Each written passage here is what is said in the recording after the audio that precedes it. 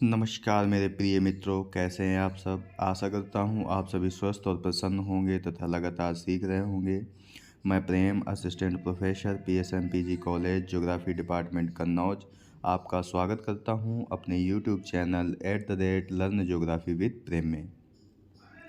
दोस्तों, geographical thought यानी कि भौगोलिक विचारों के चिंतन का जो हम एमसीक्यू यानी कि वैकल्पिक प्रश्नों की सीरीज चला रहे हैं, उसमें अभी तक हमने पार्ट 1 और पार्ट 2 की चर्चा की है, जिसमें अभी तक हमने 30-30 करके 60 प्रश्नों पर चर्चा कर ली है। ठीक है दोस्तों, तो चलिए आज शुरू करते हैं। जो बचे हुए प्रश्न हैं आपके इससे संबंधित, उन पर हम चर्चा करते हैं।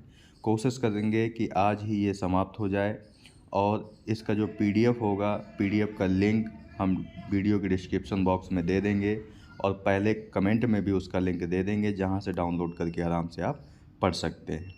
तो चलिए शुरू करते हैं आज का लेक्चर।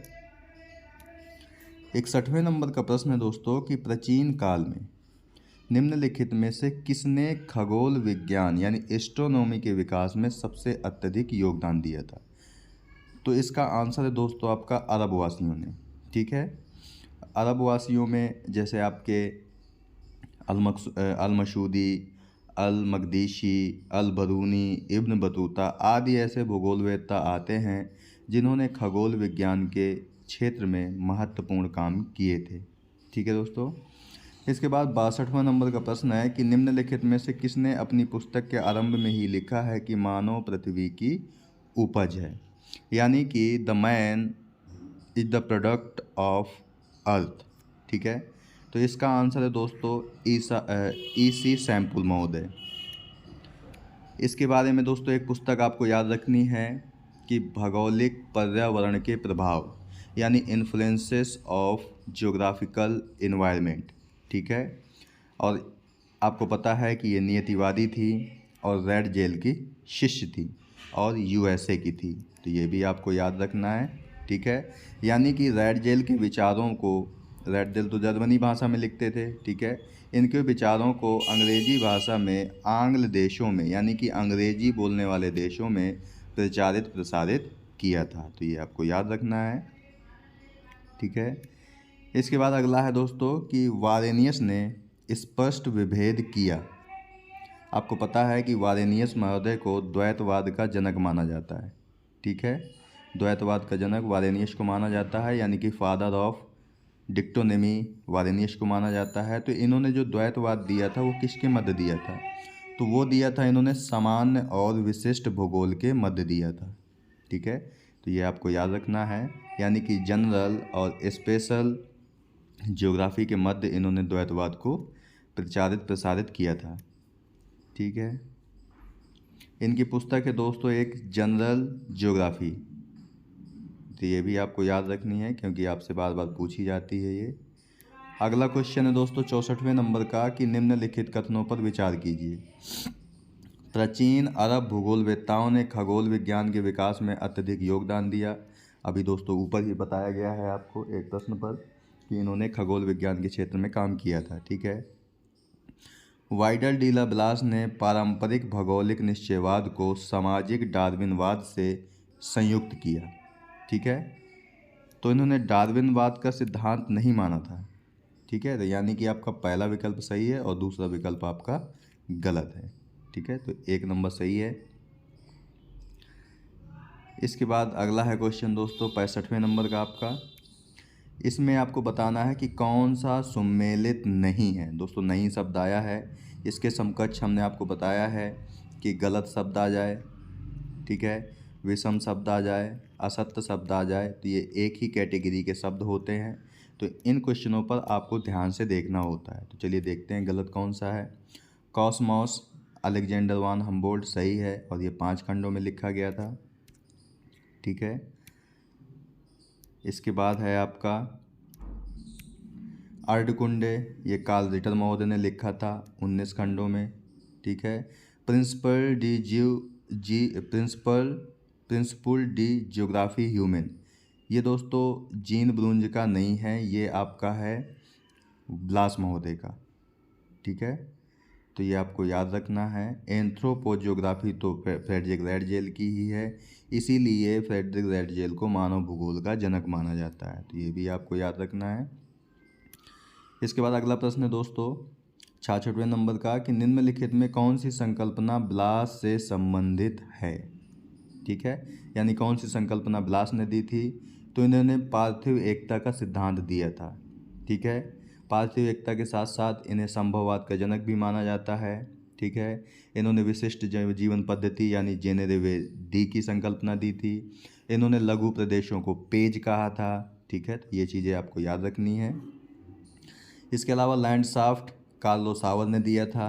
ठीक है, गणितीय भूगोल ये अनेक्जिमेंडर हैं इसके जनक, या थियोफ्रेस्टस और अनेक्जिमेंडर गणितीय भूगोल से संबंधित हैं। ठीक है, क्षेत्र विवेचन पर विचार हेटनर महोदय ने सब किया था। ठीक है, तो ये आपको याद रखना है। इसके बाद 67वें नंबर का क्वेश्चन है कि अक्षांश और देशांतर शब्दावलियों का सर्वप्रथम प्रयोग किसने किया था, यानी लैटिट्यूड और लॉन्गिट्यूड शब्द किसने दिए थे। तो इसका आंसर है दोस्तों टालमी महोदय ने। ठीक है, टालमी महोदय ये रोमन भूगोलवेत्ता हैं, ये भी आपको याद रखना है। इन्होंने अल्माजेस्ट पुस्तक लिखी, एनेलिमा पुस्तक लिखी और जियोग्राफिया पुस्तक भी लिखी थी इन्होंने, तो ये भी आपको याद रखना है। ठीक है, इसके बाद अगला क्वेश्चन है 68वें नंबर का कि हीदर ग्राफ का सर्वप्रथम निर्माण किसने किया था। तो दोस्तों आपको बताया था कि हीदर ग्राफ और क्लाइमोग्राफ ग्रिफिथ टेलर महोदय ने बनाया था। ठीक है, इसके अलावा ग्रिफिथ टेलर महोदय ने नगरीय विकास की 7 अवस्थाएं बताई थी। इन्होंने प्रजातियों को भी 7 भागों में बांटा था। ठीक है, और इन्होंने प्रवास कटिबंध सिद्धांत भी दिया था। प्रवास कटिबंध सिद्धांत, इसे स्तर कटिबंध सिद्धांत भी कहा जाता है, यानी स्ट्रेटा जोन थ्योरी भी कहा जाता है। तो ये ग्रिफिथ टेलर ने दिया था। साथ ही साथ इन्होंने नवनियतिवाद को भी दिया था। नवनियतिवाद की संकल्पना ग्रिफिथ टेलर ने ही दी थी। और इसी के साथ साथ इन्होंने रुको और जाओ यानी स्टॉप एंड गो डिटर्मिनिज्म भी दिया था। ठीक है, तो ये भी आपको याद रखना है ग्रिफिथ टेलर महोदय के बारे में। इसके बाद है कि निम्नलिखित में से किसका संबंध ग्रिफिथ टेलर से नहीं है। दोस्तों नहीं पूछ रहा है। ठीक है, तो हीदर ग्राफ अभी बताया इन्होंने ही दिया, क्लाइमोग्राफ इन्होंने ही दिया, प्रवास कटिबंध सिद्धांत इन्होंने दिया, लेकिन गतिशीलता संक्रमण सिद्धांत जेलेंस्की महोदय ने दिया था। ठीक है, जेलेंस्की महोदय ने दिया था। तो आपका आंसर है चौथा। जेलेंस्की महोदय यूएसए के थे, ये भी आपको याद रखना है।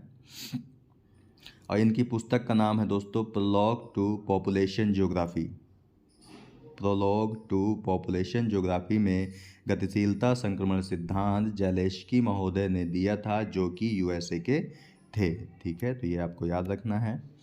इसके बाद 70 नंबर का क्वेश्चन है दोस्तों कि पृथ्वी के वर्णन के लिए निम्नलिखित में किसने सर्वप्रथम ज्योग्राफी शब्द का प्रयोग किया था।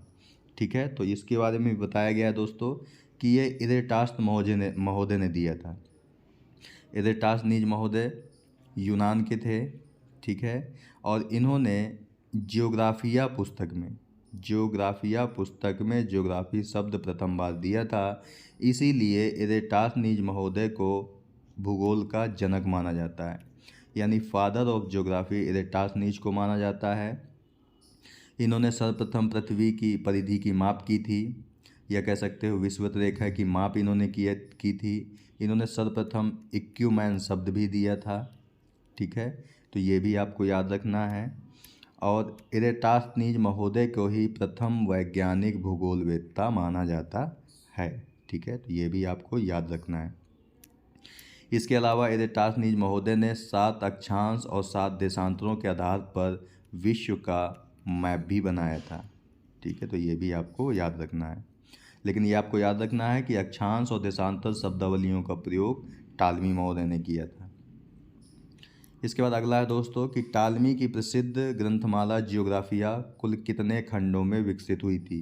तो दोस्तों ये कई बार बताया है हमने कि टालमी महोदय ने जो जियोग्राफिया लिखी है वो 8 खंडों में। ठीक है, लेकिन जो स्ट्रैबो महोदय ने लिखी है वो 17 खंडों में है। तो ये आपको याद रखना है, इनके खंडों को भी याद रखना है।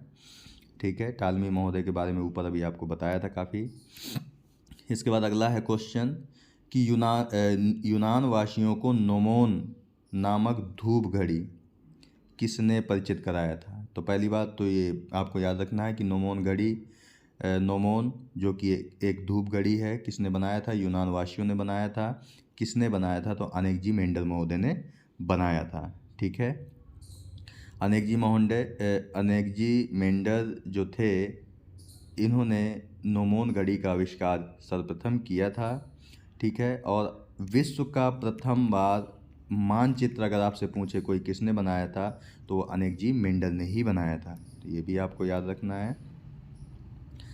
इसके बाद अगला है क्वेश्चन दोस्तों कि सर्वप्रथम 73 नंबर क्वेश्चन है कि नक्षत्रों के वेद के लिए एस्ट्रोलैब नामक चक्र यंत्र का निर्माण सर्वप्रथम किसने किया था। यानी एस्ट्रोलैब किसने बनाई थी, तो वो थे आपके हिप्पारकस महोदय। हिप्पारकस महोदय ने ही एस्ट्रोलैब का सर्वप्रथम आविष्कार किया था, जो कि नक्षत्रों के वेद से संबंधित था।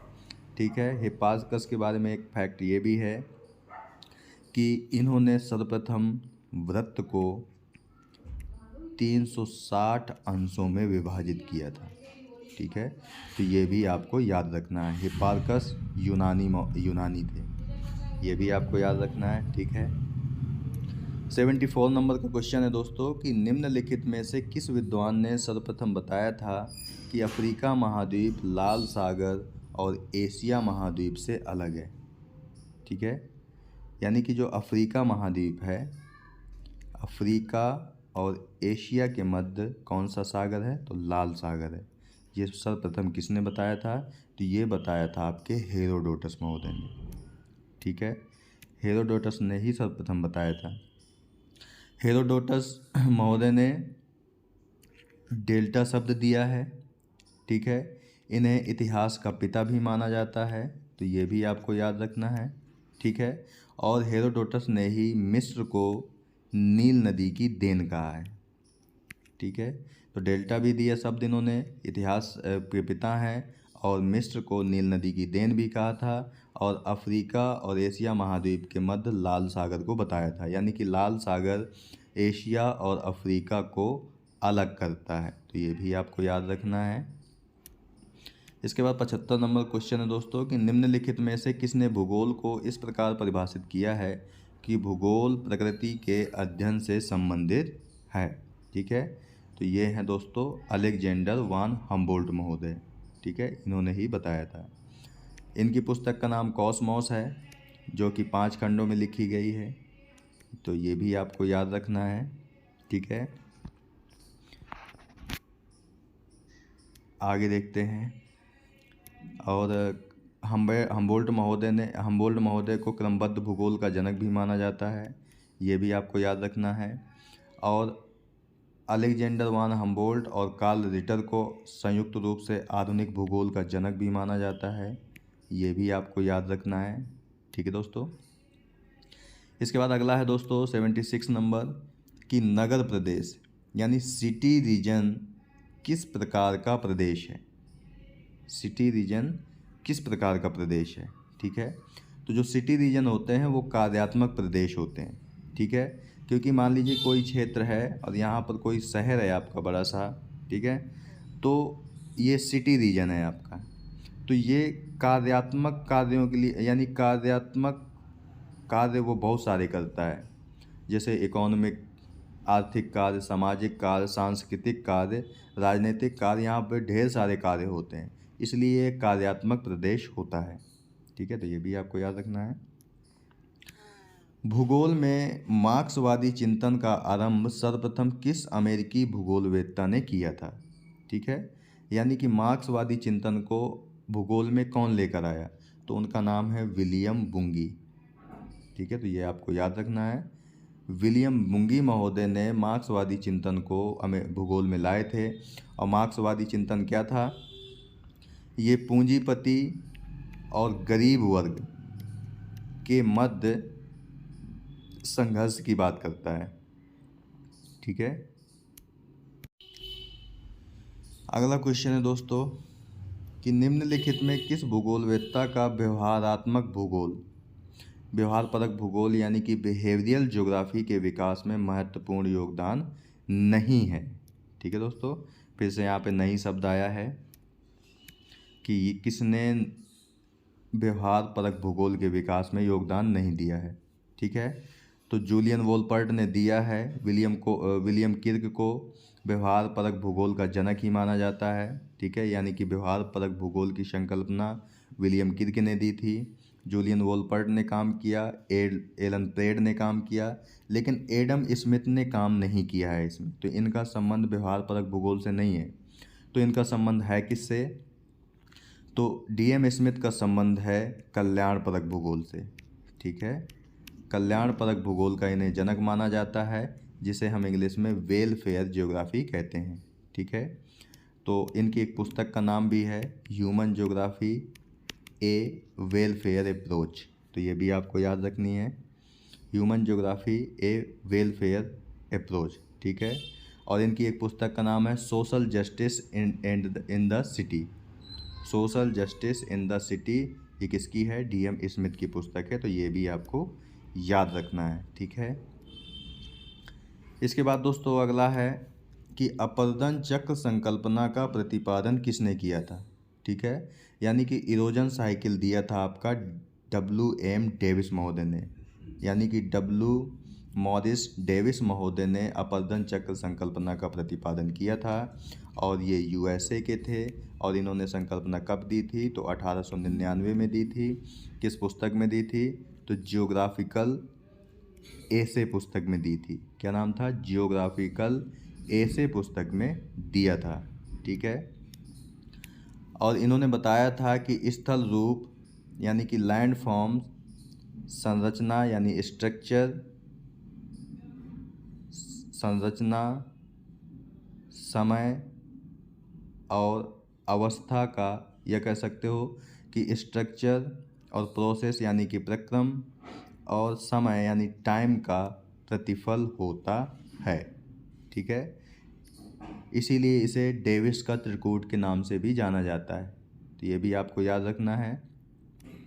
इन्होंने बताया था कि अपरदन चक्र समय की वह अवधि है जिसमें कोई स्थल रूप उत्थान के बाद अपरदित होते हुए समतल विहीन या समतल मैदान में परिवर्तित हो जाता है, जिसे इन्होंने, यानी कि समतल मैदान को इन्होंने पेनी प्लेन नाम दिया था। तो ये भी आपको याद रखना है कि पेनी प्लेन नाम दिया था। और मैदान में, समतल मैदान जिसे पेनी प्लेन कहा था, इनमें बची हुई जो उत्तल अवतल पहाड़ियाँ बचती हैं उन्हें मोनाड नाक नाम दिया था। तो ये भी आपको याद रखना है। ठीक है, अगला क्वेश्चन है दोस्तों आपका कि निम्नलिखित में से किस विद्वान ने सर्वप्रथम ह्यूमनिस्टिक यानी मानववादी शब्द का प्रयोग किया था। ह्यूमनिस्टिक शब्द किसने दिया था? तो ये दिया था E.F. तुआन महोदय। ठीक है, तो ये क्वेश्चन आपसे पूछे जाते हैं, तो इसलिए आप याद रखना है आपको कि मानवतावादी भूगोल भी पूछ सकता है या ह्यूमनिस्टिक शब्द भी दे सकता है, तो वो E.F. तुआन से संबंधित है। ठीक है, जीन ब्रून्स की बात करें तो इन्होंने बताया था कि परिवर्तन प्रकृति का नियम है। ब्लास महोदय को संभववाद का जनक माना जाता है। ठीक है, ये भी आपको पता है। डीएम स्मिथ को कल्याणपरक भूगोल के जनक के रूप में जाना जाता है। ठीक है दोस्तों, इसके बाद 81 नंबर का क्वेश्चन है कि ह्यूमन ज्योग्राफी ए वेलफेयर अप्रोच पुस्तक किसकी है। ये अभी हमने ऊपर आपको बताया कि ह्यूमन ज्योग्राफी ए वेलफेयर अप्रोच डीएम स्मिथ की है। ठीक है, और इन्होंने कल्याणपरक भूगोल को दिया है। तो ये भी आपको याद रखना है कि कल्याणपरक भूगोल किसने दिया था? डीएम स्मिथ ने दिया था। किस पुस्तक में? तो ह्यूमन ज्योग्राफी ए वेलफेयर अप्रोच पुस्तक में दिया था। इसके बाद 82 नंबर का क्वेश्चन है दोस्तों कि भूगोल अवस्थितियों का विज्ञान है, यानी geography is the science of location. दोस्तों मोस्ट इम्पोर्टेंट है ये कथन, भूगोल अवस्थितियों का विज्ञान है, ये दिया था आपके विलियम बुंगी महोदय ने। ठीक है, और विलियम बुंगी से संबंधित एक प्रश्न ऊपर भी बताया गया है आपको कि इन्होंने मार्क्सवादी भूगोल को या मार्क्सवादी विचारधारा को भूगोल में ये लाए थे और ये कहाँ के थे, तो यूएसए के थे। ठीक है, तो ये कथन भी आपको याद रखना है कि भूगोल अवस्थितियों का विज्ञान है, यानी geography is the science of location. ये कथन किसका है, तो विलियम बुंगी महोदय का है। ठीक है, इसके बाद अगला क्वेश्चन है दोस्तों कि locational analysis in human geography. Locational analysis in human geography ये किसकी पुस्तक है, तो ये पीटर हैगेट की है। ठीक है दोस्तों, यहाँ पे आपको दो नाम दिए गए हैं, पीटर हैगेट एवं आरजे शोले। ठीक है, क्योंकि आरजे शोले महोदय ने पीटर हैगेट के साथ मिलकर कई पुस्तकें लिखी हैं। ठीक है, तो अगर कहीं पे मॉडल शब्द आता है, ठीक है, और उसमें पीटर हैगेट और आरजे शोले दोनों के नाम दिए गए हैं, तो फिर ये दोनों सही हैं। लेकिन कुछ पुस्तकें पीटर हैगेट ने खुद भी लिखी हैं, जैसे locational analysis in human geography, ये केवल पीटर हैगेट ने लिखी है। ठीक है, और एक पुस्तक है ज्योग्राफी या human geography a modern synthesis. Human geography a modern synthesis पुस्तक किसकी है, तो केवल और केवल पीटर हैगेट महोदय की है। तो ये भी आपको याद रखना है डिफरेंस इसमें। अगला क्वेश्चन है दोस्तों कि निम्नलिखित में से किस प्राचीन भारतीय विद्वान ने सर्वप्रथम खोज किया था कि पृथ्वी अपनी धुरी पर घूमती है। ठीक है, यानी कि हमारे जो भारतीय विद्वान थे उन्होंने पहले ही बता दिया था कि पृथ्वी अपनी धुरी पर घूमती है। ठीक है, लेकिन वो इसका पेटेंट नहीं करा पाए, वो केवल जनश्रुतियों में ही चीज़ें रही, इसलिए इन्हें जनक नहीं माना जाता है। ठीक है, अंग्रेज इसका फ़ायदा उठा के ले गए और उन्होंने अपना पेटेंट करा लिया और उनके नाम से फेमस हो गई चीज़ें। तो प्राचीन भारतीय विद्वान जिन्होंने सर्वप्रथम बताया था कि पृथ्वी अपनी धुरी पर घूमती है, और आपको पता है कि पृथ्वी पश्चिम से पूर्व दिशा में घूमती है, तो ये भी आपको याद रखना है। तो ये सर्वप्रथम बताया किसने था, तो आर्यभट्ट ने बताया था। आर्यभट्ट जी की पुस्तक का नाम है आर्यभट्टियम। क्या नाम है, आर्यभट्टियम।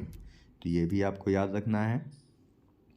इसके बाद अगला क्वेश्चन है दोस्तों 85 नंबर का कि निम्नलिखित युग्मों में से कौन सा सही सुमेलित नहीं है। दोस्तों नई शब्द आया है फिर से, तो हमें गलत छांटना है। ठीक है, डिकोरियोग्राफिया पंपोनियस मेला, ये सही है।